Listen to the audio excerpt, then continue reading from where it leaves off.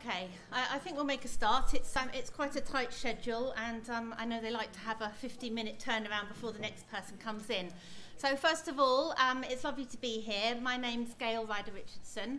I've worked in early years for over 30 years in almost every role you can think of, in fact, including as an inspector, but I prefer to be in this room than that room. I began focusing on outdoor practice in 2003 when I worked for Learning Through Landscapes, who are a charity that promote the use of outdoors and support practitioners like yourselves to do that. And although I stopped working in 2007 for LTL, the outdoors is still dear to my heart, and so now I work as an independent trainer and consultant to make sure that everyone understands outdoors matters. I get involved in lots of projects, and I regularly visit schools and settings and showcase good practice on my website. So if you're interested in seeing what other people are up to and getting ideas yourself, do have a look. I've got some freebies. We all like freebies in the early years, don't we? I was going to put them on seats, but I'm afraid the folding seat defeated me. So, so if you'd like a poster, everybody needs a stone, and clipped to the poster is a voucher for a discounted visit or training from Outdoor Matters. I've also got a free den building booklet. Yes, stay in your seats. Stay in your seats. Information about why outdoors matters, what does it actually offer babies and children, which is a kind of a resume of what I'm going to be talking about. And a handout from Learning Through Landscapes about the role of the practitioner. So plenty to take away with you. This statement sums up what I believe about outdoors, and in this session we're going to focus on the three elements of this statement: the unique and special nature of outdoors, the early years curriculum, where would we be without it, and being playful practitioners, which is a term that's, again, dear to my heart. We need to be playful, don't we? A picture speaks 1,000 words, and throughout this presentation you'll see lots of photographs, and I'm very grateful to the settings and parents and children for allowing me to share them with you. And a special thanks must go to Child First Nurseries and also Pilgrim's Infant School in Medway and First Steps Day Nursery in Slough. Most of the photos are from Child First Nurseries, and Child First Nurseries are actually here today under a different umbrella, the Organic Child. So if you want to talk to Tom about what he does in his settings, that's the place to go. So the first part of this presentation will look at the benefits of outdoors. What is it that makes it such an important place for young children? Now, you've chosen to be here, so I may be preaching to the converted, but it's good to get that message reaffirmed, isn't it? Why do we need to go outdoors? For me, one of the most powerful reasons for going outside as a practitioner is because, given the choice, that's where children choose to be. And I've seen that in practice in a day nursery I visited, where in the baby room, the room that took children up to 18 months, they made the decision to open the door. That was the decision. We'll open the door. And from that point onwards, all mobile babies, whether they were bottom shuffling, crawling, commandoing or toddling, they were outside. And when I visited them, it was in November. And what the practitioners hadn't anticipated is, if you open the door, children will choose to be out, and most of their practice was then taking place outside, which brought a whole nother set of challenges. But for me, that's one of the most important reasons. Some people, though, worry outdoors is a dangerous place, it's a dirty place, these children are very young, we've got to keep them safe. And that's a very real concern for us as practitioners, and it's one that we often need to address with parents. Parents are anxious, aren't they, about will their children be safe outdoors? What if they fall over? What if they eat the dirt? I'm hoping that the next few slides will convince you that and give you the arguments to have that discussion with your colleagues and with parents, that outdoors is a unique and special environment that offers children experiences that are hard to replicate indoors. I think this is quite a shocking You might think it's a shocking picture. I was about to say it's a shocking statistic. Children spend less time playing in natural places. Less than 10% of children, and this is in 2009, played in natural places compared to 40% of their parents and grandparents. So if outdoors offers children something special and unique, and we're not letting children outdoors to have natural play, we are depriving them of something. So that is a good photo, isn't it? Would you do that? Would you? It's in a day nursery, and I was surprised at the amount of mud, and I asked the practitioners, so what happens next? Because it was in the morning, and they said, well, we'll go in, we'll get cleaned up, they'll put on day nursery clothes, we'll put their clothes in the wash, we'll dry them, they'll put them on at the end of the day, we'll show mum the photos of what they've been up to, and everyone's happy. So where there's a will, there's a way.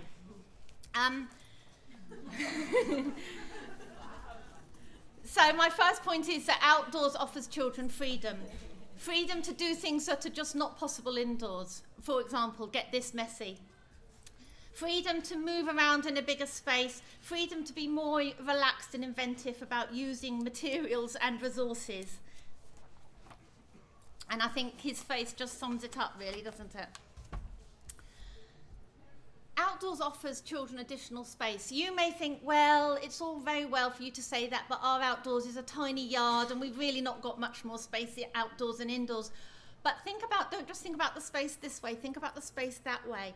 Think about the difference it makes for us as adults, let alone for children, when we don't have a ceiling, when the sky's the limit. It opens us up, doesn't it? It opens us up to possibilities. The added space encourages children to work on a larger scale. They can transport equipment and materials around and collaborate. It's an obvious one, but outdoors offers fresh air, and I know that you know all about the importance of fresh air in terms of health and well-being. And when people worry about, yes, but if they're outdoors they might catch a cold, we all know that actually you're more likely to catch a cold if you're indoors. Outdoors in the fresh air, the bugs don't last very long. Here's a setting where the importance of fresh air is taken very seriously, and children have a shelter that those children, babies and toddlers who sleep, can sleep outside in the fresh air. Which is, in a way, if you think about it, is kind of what used to happen, isn't it? Children were put out in their prams for their sleep. So outdoors also offers children contact with the natural world, and these experiences are deeply engaging and absorbing for children. And you've only got to look at that photograph where the children are out in a woodland and they've collected up all sorts of things that are naturally lying around, and what they've actually created there is a picnic. That's a picnic. I know you knew that. I just thought I'd say it.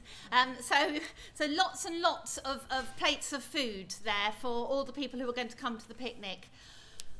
Much easier to give children contact with the natural world if we go out into that world. We do talk about bringing the outside in, and we have our nature tables, but standing at a table and looking and touching at something is a different experience from actually being amongst it. So it's important to get children out into natural spaces. Outdoors offers children opportunities to use their body, to learn by moving, by doing and using all of their senses. Children can be vigorous and boisterous and active for longer periods, and that's really important for their health and their coordination and their strength. We talk a lot about getting children ready for school and what they need to do when they get there, and pencil control seems to be the be all and end all. It's not. And if you haven't got control of your upper body, of your upper limbs, you will never get control of a pencil. So these large scale whole body activities are really important. Outdoors offers children real experiences. A long time ago, a really long time ago, and I hope it doesn't happen anymore, I went to a setting and the topic was weather, and this week they were doing winter, and out came the sort of handout of snowmen, and on went the cotton wool. And I'm thinking, What have these children learnt about snow or the winter through this activity? They've not learned about snow or the winter. They've learnt about sticking cotton wool onto card, and if they'd been out in the snow, that might have been an interesting activity to do to kind of represent that experience. But on its own, it doesn't represent snow or winter. Would you agree? So when we go outside, we have an opportunity for children to really experience the weather and really experience what that means, and learn to cope with managing how it feels. You know, am I too cold? Do I need something else on? Am I too hot? Do I need to get into the shade? And using the materials like running water, like sand, experiencing those for themselves is a much more fruitful experience outdoors. Outdoors offers children a variety of places and spaces and perspectives. There can be quiet areas outdoors, there can be busy areas outdoors, and I'm sure you know from your own setting how the importance it is to create different spaces, so that the children who are a bit younger maybe and less confident have got somewhere safe, and they're not going to get mown down by children circling on bikes. Children, if we create the right sort of spaces outside, children can be cosy and they might be under a climbing frame, they might be in a den. In this picture, climbing on top of a straw bale. This little baby is just learning to walk, and so has pulled herself up against the brick, and then the feel of the brick on her hands, and then she pressed her face against the brick as well to get a real, back to that whole body sensory experience. So outdoors offers children different places and spaces.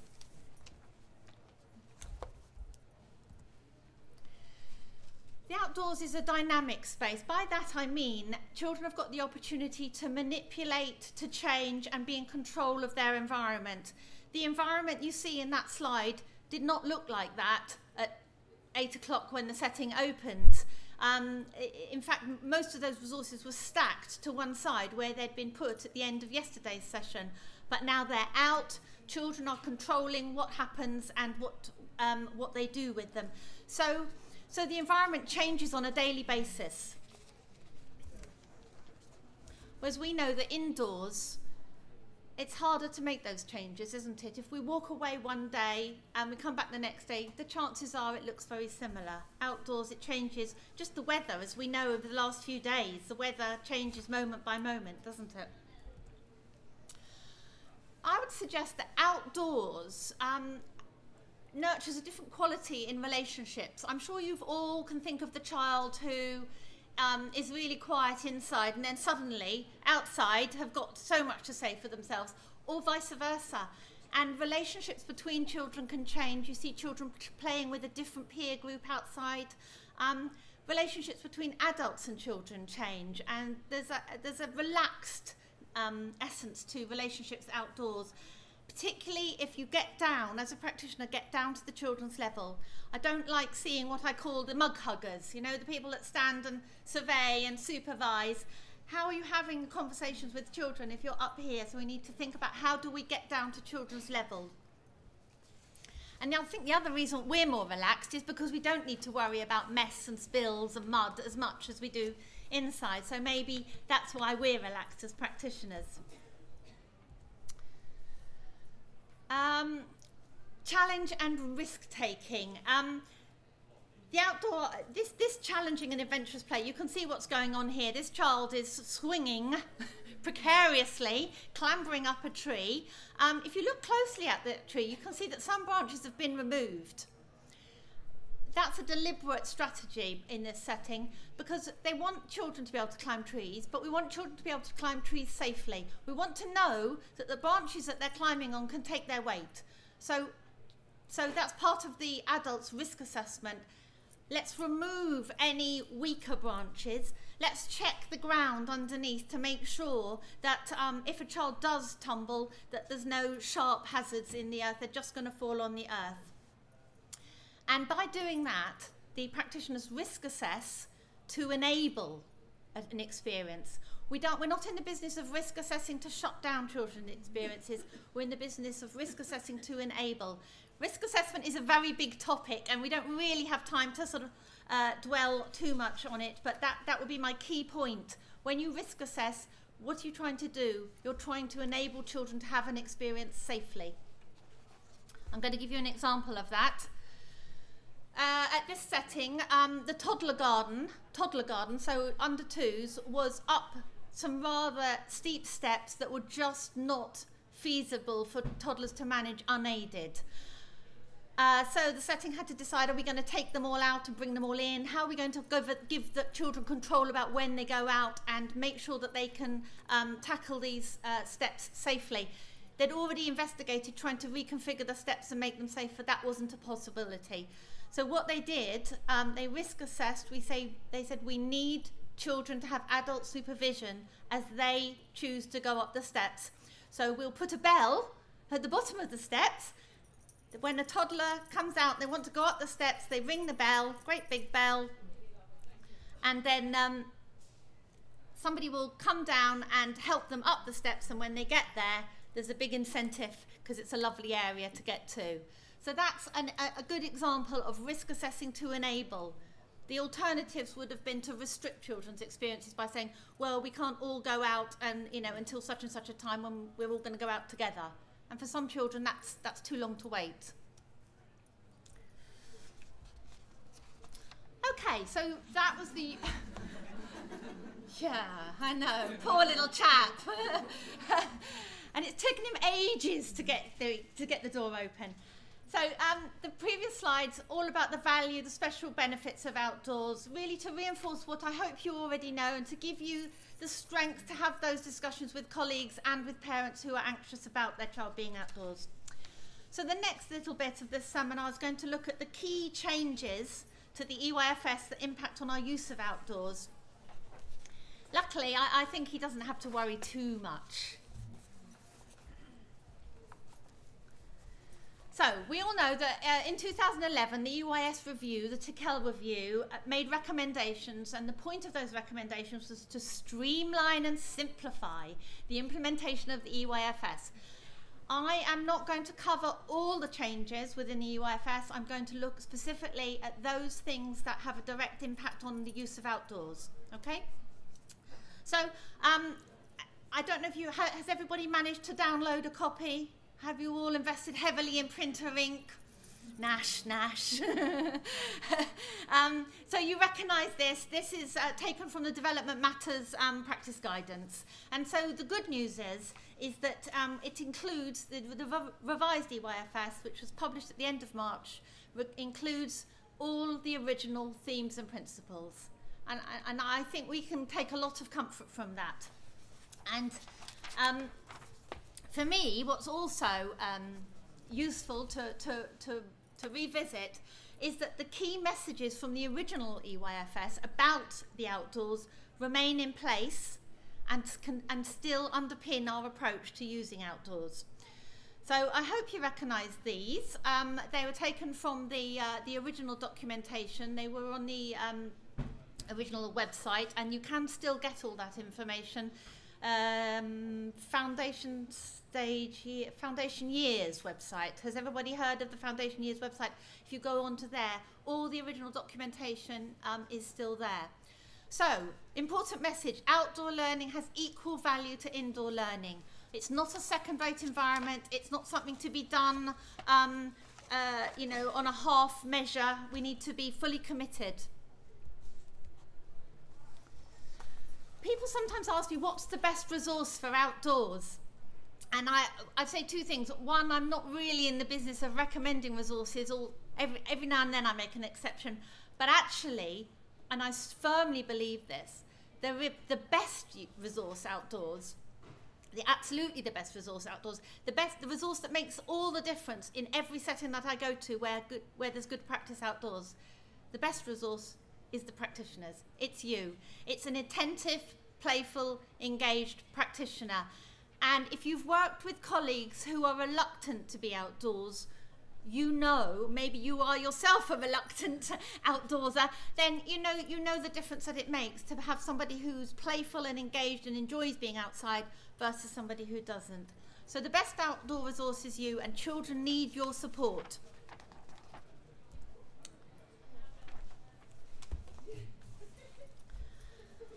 This second bullet is crucial. It's not the equipment that is the focus. Sometimes we get wrapped up in looking at the catalogues and fundraising for bits of equipment. It's not the equipment that's the focus. It's the children and their experiences. And practitioners who are used to being outdoors will agree that children need very little in the way of expensive equipment. Would you agree? Yeah? In a minute we're going to watch a clip which I think illustrates that point, that you can make good provision outdoors with very little. Okay, so those messages are still in place. So hang on to that, it's still valid. But what does the revised EYFS framework say about outdoors?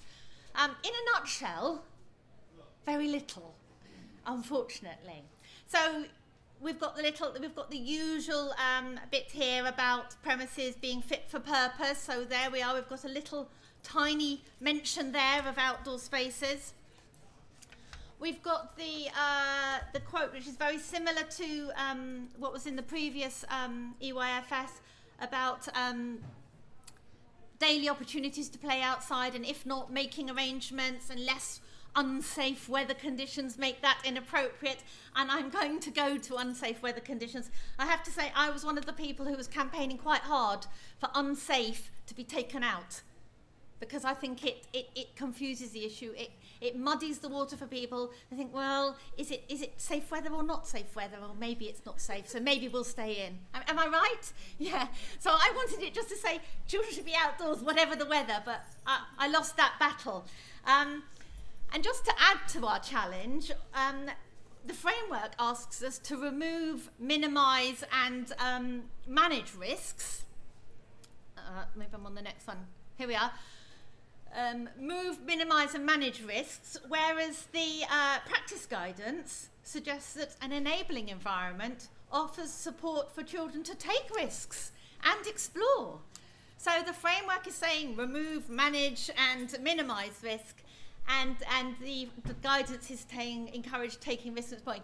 I mean, it is possible to do both, and that links back to what I was saying beforehand about risk assessing to enable. Yeah?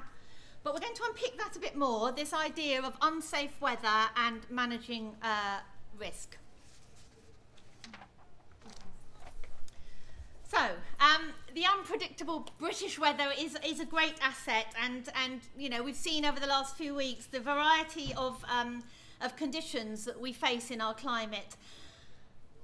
When we think about the weather, when we're inside and we're thinking, will we go out today, or maybe not, maybe that's not the question. When we go out today, we're thinking, what do we need to do? What are the benefits for children of being out in this weather? What are the hazards? How can we manage that to reduce the likelihood of harm? Okay, so a sunny day, the benefits are, you know, all the usual benefits of being outside, plus vitamin D. But the hazards are obviously sunburn, dehydration, getting overheated. So managing that, for example, would be about making sure that you have interesting activities going on under shady areas so that children are drawn to the shade. Yeah, making sure that you've got extra water on hand as well. So to go back to the framework, outdoor activities are planned and taken on a daily basis unless circumstances make this inappropriate, unsafe weather conditions. It's really hard to define unsafe weather. What do we mean? What do we mean? Have we got a list? These weather is safe and this is unsafe? It's ridiculous. I asked practitioners once to come up with a list of unsafe and safe weather, and different practitioners had the same things on different sides of the coin, so it's a very subjective judgment. But that's not really helpful, is it? We need to be able to make a judgment, and we need to be sure that when children go out, whatever the weather, they will be safe. So this is my sort of tool for you to think about. Unsafe weather, the conditions where the likelihood of potential hazards causing harm outweigh the benefits, and we can't manage that to achieve a level of risk that is acceptable. So it's not just about the hazard and harm and versus benefit, but what do we do? If we can't make it safe, then it's unsafe. But quite often, there's a lot of things that we can do. Some of those things are long-term things, like making sure we have our building maintained so there's no loose tiles likely to blow off on a windy day, making sure that we provide shady areas, making sure we provide sheltered areas, making sure that we provide appropriate clothing so that children can be dressed for whatever the weather is. Those are all things that we can do to manage the weather, to manage children's experience of the weather, to make it safe. Yeah? I've put that link there. If you go to that link, there's lots more about making that judgment. So my point is that although we need to have had some forethought and some preparation, we can't predetermine our response to the weather because we don't know until the day what that weather's going to be. So these are the questions we need to ask ourselves. Does the likelihood of the potential hazard causing harm outweigh the benefits? How can we manage this situation? I'm going to give you an example of a long time ago I went to a talk by somebody from the Royal Society for the Prevention of Accidents. You might think they would be very risk averse, but they are not. They're very pro-risk. And he sat with practitioners and he said, you all provide an activity that has a risk of death. And they went, oh no we don't, no, not us, we're very careful, our children are very safe. He said, no, I can guarantee you offer children an experience that ultimately has the ultimate risk of death. No we don't. And he said, you do. And he went to his next slide and he showed a paddling pool, water play. Yeah, the ultimate danger of water play is the risk of drowning, isn't it? We mitigate that risk, we offset that risk by managing our water play to make it safe. So if we've got a paddling pool in the garden in the summer, we make sure we've got a minimal amount of water. We make sure that it's absolutely adequately supervised at all times, yeah? Because the benefit to children of having that water play experience outweighs that quite small risk, if we manage it, of them drowning, yeah? So there's the risk of drowning versus the benefits of paddling pools, and we offer it, yeah? But we manage it, don't we, to reduce the risk, okay?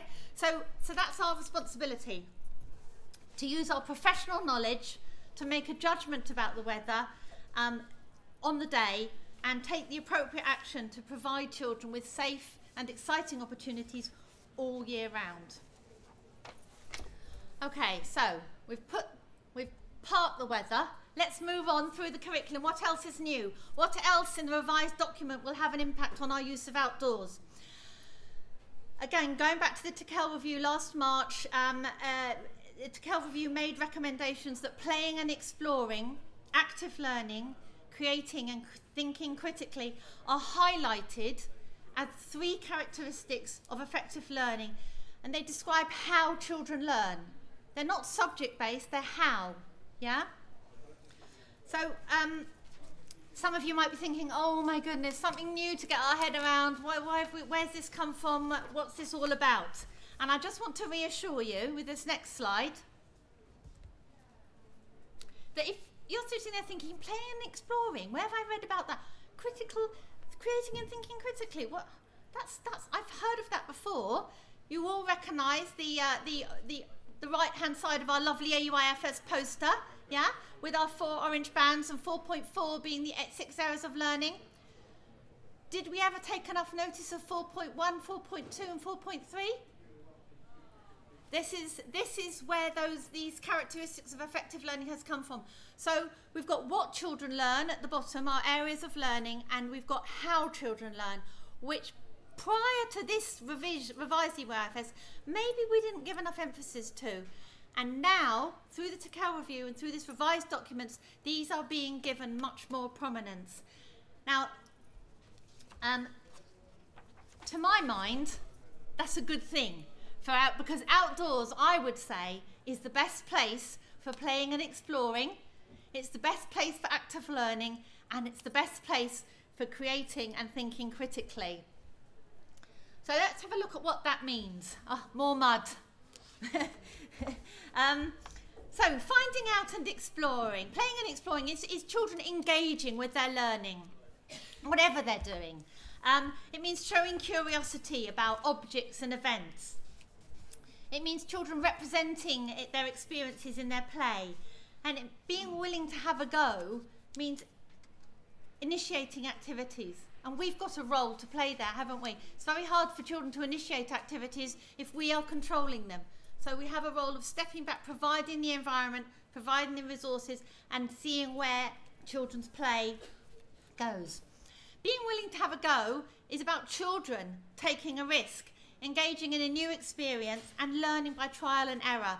And we need children to be able to do that, don't we? If children are too frightened of failure, then they won't try something new. And if we don't try something new, it's much harder to learn new skills.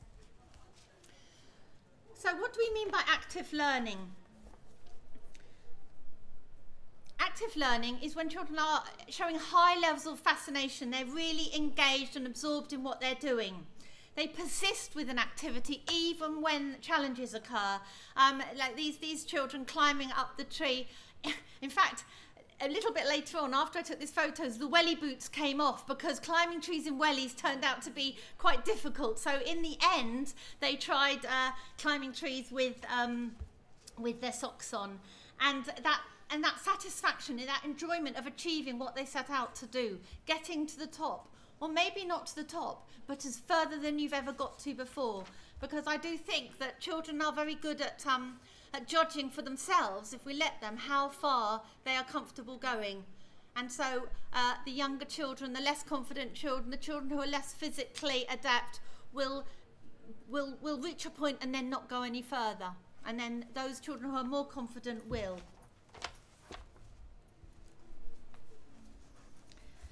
Creating and thinking critically, finding new ways to do things, making predictions, testing their ideas, choosing how they're going to do something, but changing the strategy if it doesn't work out.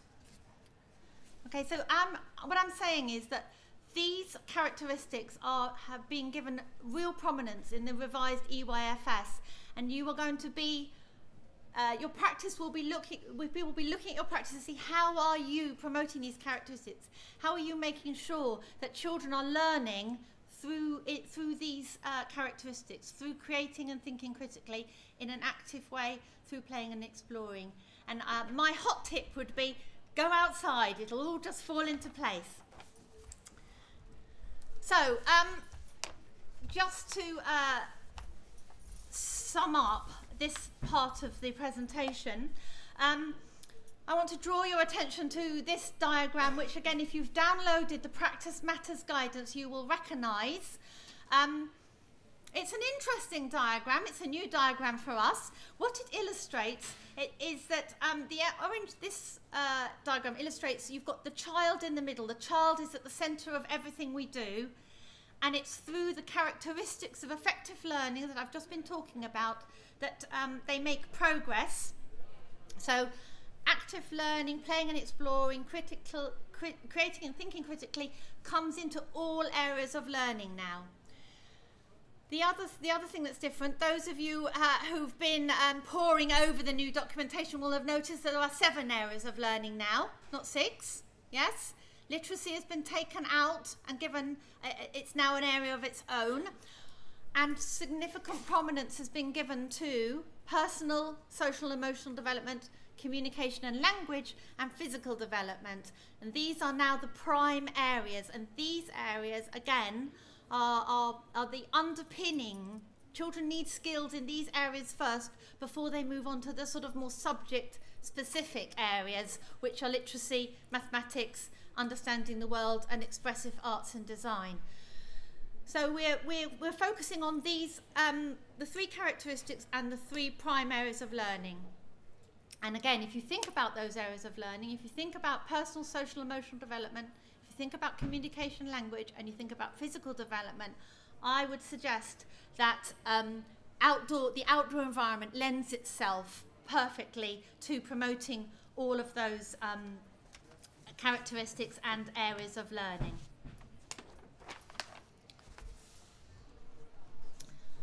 Right, before this, just to finish this presentation, I want to show you some practice. I'm not going to tell you it's perfect practice, because I think perfect practice is almost impossible, given, you know, despite our best efforts, it's very hard to find perfect practice. But it is an example of playful practice. And I go to a lot of settings, and I would say that playful practitioners are still in the minority. If you think I'm wrong and you think your setting is full of playful practitioners, come and see me, and I'd love to visit you and see you in action. But for now, we're going to watch a clip of Michael. This is Siren Films footage, so you may be familiar with it.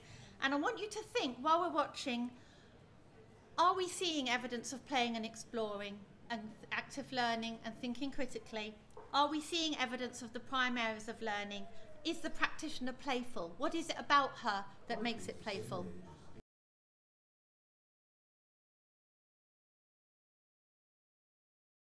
I'm going to have to stop it there, because I know that time's running out. What did you think about the practice that you saw there? It was a very short clip. What did you like about the practitioner? Was she playful?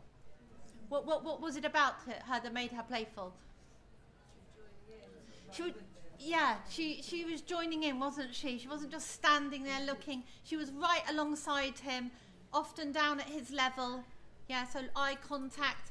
I like the way that, you know, when he was trying to blow, she blew, but I think she deliberately blew over so it didn't work, so that it encouraged him to do it. And lots of little strategies. When she, as I said, when he fell, she went down as well, kind of reinforcing, it's okay, now let's get up again. It's not, oh, Michael, what have you done? You've hurt yourself, but which naturally makes children worry, doesn't it? But if you're very reassuring, then they think, oh, it's okay, up I get, off I go.